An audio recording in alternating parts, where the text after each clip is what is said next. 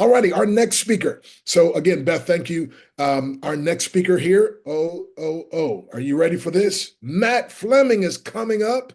Oh my goodness. Now, folks, Matt Fleming, this gentleman is going to talk about rewired. I mean, Matt Fleming, he's a speaker, he's a coach, he's an entrepreneur.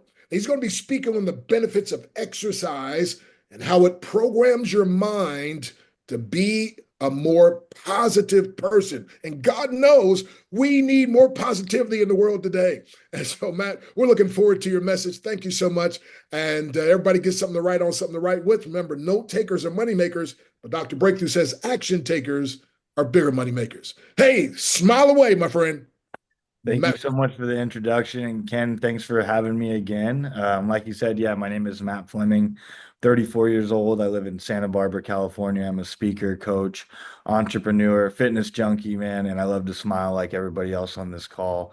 And I did a little talk yesterday that kind of gave my background. So I'm going to give a brief overview of why I'm so passionate about this topic I'm going to speak on today, which is I struggled with addiction for a pretty much my entire adult life, Meth and heroin were my drugs of choice. It led to some severe consequences in and out of county jail, rehabs, hospitals, you name it.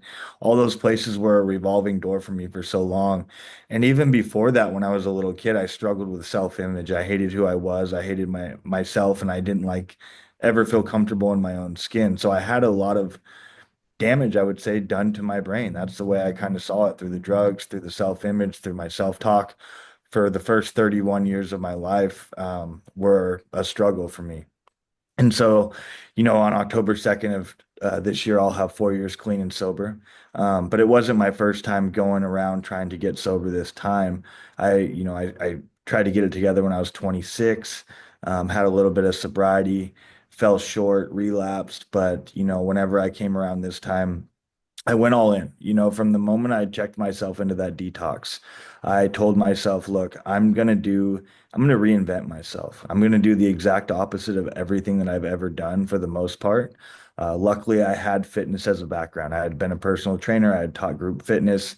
I had a lot of knowledge in the fitness industry. So I knew, I looked at myself in the mirror and said, Matt, what do you have to work with? You got to look at your skill sets and take full advantage of that. And so I said, all right, I know health, I know fitness, I know how to get in really good shape, I know how to diet, I know how to do all these things. So that's what I'm going to go with.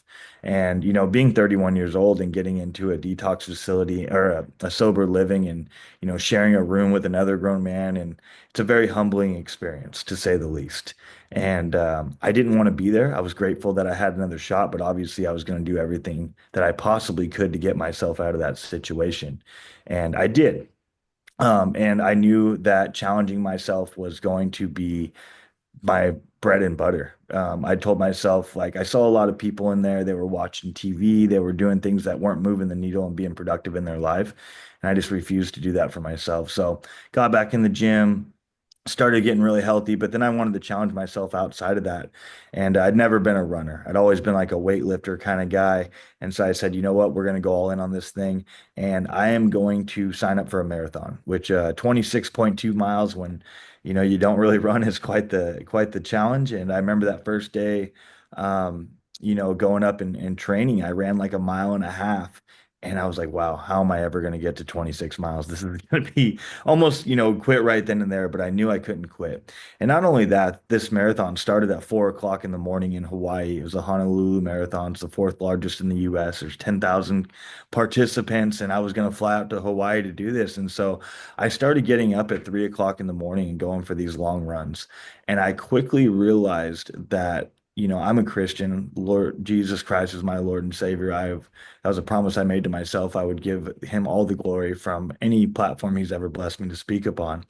And I go to church and I do all those things, but man, I'll tell you this, I have never had more spiritual experiences than whenever I was on those morning runs at, 3, 4 in the morning, running 10 miles before I had to go into work and work in the gym. I'd my first client would be at 6 a.m. and I sometimes wouldn't leave the gym till 7 o'clock at night. And I go run 10 miles before I did that. And I would feel so proud of myself. And like I would get these downloads, like Beth was kind of saying, she gets these feelings like that's our connection, right? That's our little antennas to God, to the universe, to whatever you want to believe in. We are all ingrained with that deep inside of us, but most of us are constantly blocking it out with whatever, whatever the distractions of daily life are. But whenever we really open up our minds and we get those downloads, and I was just I was on another level. It was something I had never experienced before, and I wanted more of it. And so as I continued to do these things and I continued to train and I continued, and then I went out and actually did the marathon, and all the while I just continued to find ways to challenge myself. And I'm like, I knew there was something to it. I just didn't know what, so I started doing more research, and it was really cool to figure out all these things on my own and then put science behind it because, like I said, I'm a spiritual person. To me, all this stuff was obvious, but I started just looking up little facts and finding out, more and more research. And I found out what I was doing was, I was increasing neurogenesis by up to 400% whenever I was doing stuff like this. So I figured I was literally making myself smarter. I was literally rewiring my brain during this process. And for me, that was huge because, like I shared on the call yesterday, when I was before I got sober, I was literally as close as you can possibly get to being one of those schizophrenic people that talk to themselves walking around town. That was me. I was constantly hearing chatter in my head, but I couldn't quite make out the voices. The drugs had gotten really a hold of my mind and my spirit. And so it was scary to watch that in real time.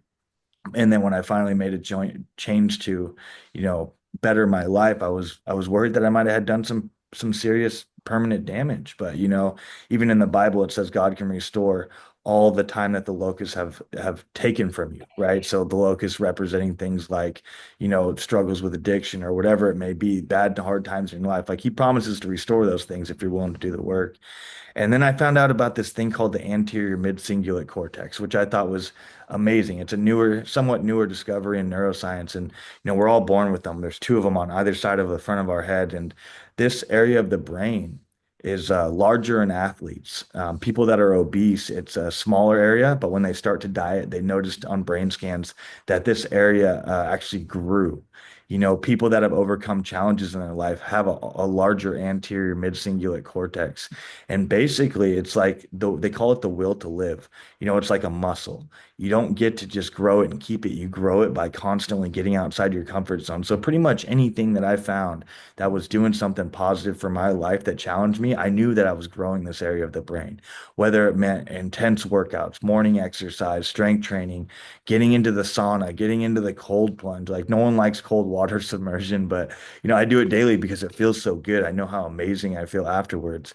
And this other thing I discovered that was just so amazing was called they have these things called hope molecules. They're basically myokine proteins that are contracted into your bloodstream whenever you're working your muscles. And when these proteins reach your brain, they make you resilient against stress, depression, anxiety, like and like I said, they nicknamed them hope molecules. Like how cool is that? This is all things that doctors and scientists are discovering. And for myself personally, like I already knew this, but I didn't have a name for it. And so to be able to figure out like that there's science being put behind all these things that I already felt inside of I just knew were the right things to do. It was really, really cool. And I started really taking a deep dive and kind of became obsessed with bettering myself. Like I said, I have a very addictive personality. I get addicted to things very easily. And I've come to find out, that is one of my superpowers. It can be used for good. So instead of addicted to the chaos and the lifestyle of the drugs and the alcohol, that everything that brought with me, I became addicted to becoming the best version of myself. And that I'm still learning. I'm only like I said, October it will be 4 years. I'm very new to this game, but one of the best things I've realized is that I've fallen in love with the process of becoming better and not so much the result. And I realized the more discipline I applied to my life, the better my life got. Like I shared with you earlier, I checked myself into a detox with no money to my name.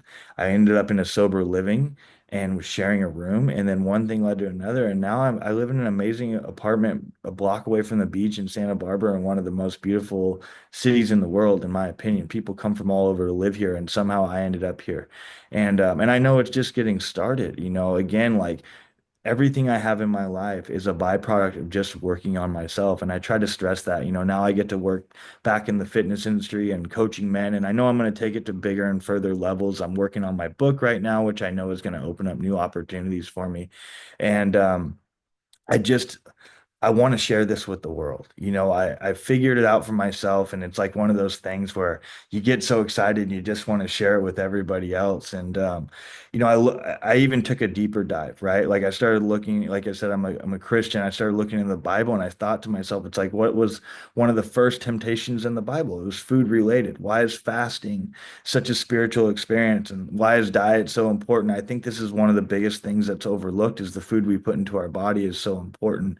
And, I used to think fentanyl and those kinds of drugs were the number one killers out there, which I still think they are, but I also think food is one of the most abused drugs in the world. More specifically sugar, because it affects everyone and it's such a common thing nowadays. Even when I go to church, I notice it. Out in front, they're serving up donuts and sugary drinks and all these other things.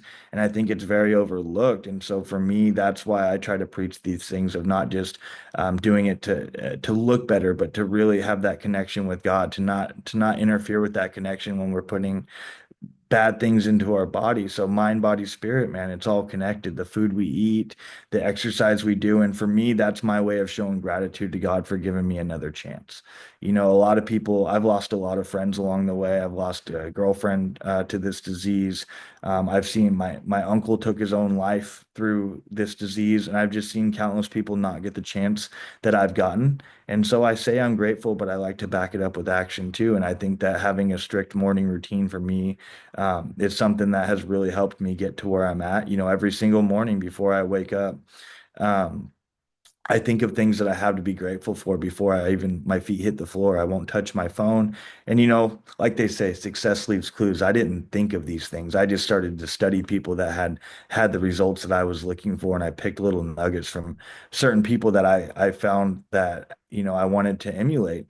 And so I started adopting these things into my life, and then getting out of bed and just making my bed first thing in the morning and trying to stack as many wins as I possibly could throughout my day. And a win is whatever you say is a win. For me, getting up and making my bed first thing, that's a win.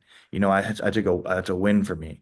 And then I go out to the living room, and I just, again, without touching my phone before the world has a chance to get to me, I want to make sure I'm taking care of me, because you can't pour from an empty cup. And I just, I study the Bible. I'll do some scripture reading. I have a devotional, and then I just journal. And my journal entries can be anything. It can be, this morning it was just as many things I could think of to be grateful for. Some days it's things that I have going on in my personal life.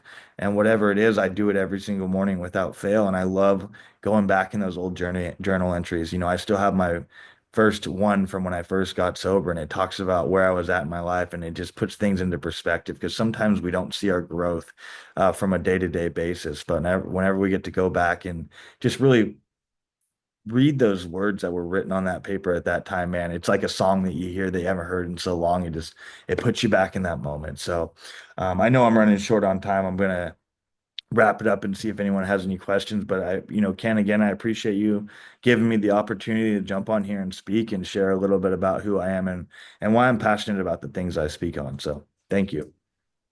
Wow, wow, wow. Matter of fact, bro, I was working out a little bit on my treadmill while you was talking. You got me. Let's go. But hey, man, and I got to confess, yeah, that sugar, man, is oh man, it's so. But thank you so much for opening up our eyes. Thank you so much for your contribution. Well, this is so powerful and so necessary and so needed. And I think again, like you said, most people don't understand the power of moving our bodies. And so again, man, thank you, thank you, thank you. And when you move your body, now you don't smile when you move your body, but after you're done, you'll smile because you feel that, ah, right? It depends, man. I'm smiling a little bit. I love to suffer. I honestly, I've fallen in love. It's controlled adversity, right? That's the Mm, way I see it. Is like I know that everything that I've been through in my life, all the bad times, they shaped me into the man I am today. And so obviously, I don't want to continue to go through those, but I want to have some type of struggle in a controlled environment, and that's what I found fitness is for me. It's a controlled way. It's a healthy way to put myself through something that's going to challenge me and shape me into a better, sharper person. wow. Well, again, thank you so much, Matt. You did an excellent job, Yeah, and thank you. we're so glad to have you. All right.